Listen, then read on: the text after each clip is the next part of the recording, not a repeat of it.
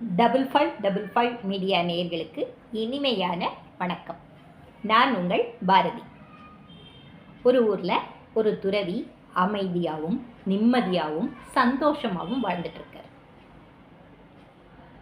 அந்த ஊரை சேர்ந்த ஒருத்தர் அந்த துறவியை போய் கேட்குறாரு, உங்களுக்கு கோபமே வராதா? எப்பவும் எப்படி ஒரு புன்சிரிப்போடு இருக்கீங்க அப்படின்னு கேட்குறாரு. அதுக்கு அந்த துறவி கேட்குறாரு, நான் ஒரு கேள்வி கேட்குறேன், நீங்கள் பதில் சொல்லுங்க ஐயான்றார். நான் ஒரு படகுல உட்காந்து தியானம் பண்ணுறேன். அப்போ என்னை ஒரு படகு இடிக்குது. என்னுடைய தியானம் கலையுது. எனக்கு கோபம் வருது. நான் அந்த படகை நோக்கி பார்க்குறேன், யார் இருக்காங்க. அப்போ தான் தெரியுது அந்த படகுல யாருமே இல்லை. காற்றுல அலை கழித்து அந்த படகு என்னை இடிச்சுதுன்னு.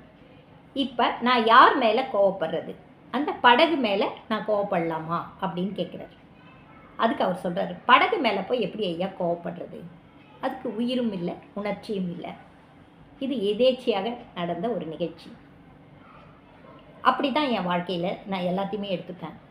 என்னை யாராவது காயப்படுத்தினா, இது அந்த காலி படகு மாதிரி இவங்கக்கிட்ட போய் என்ன நம்ம கோவத்தை காட்டுறது அப்படின்னு அதை கடந்து என்னுடைய வேலை பார்க்க போயிடுவேன்.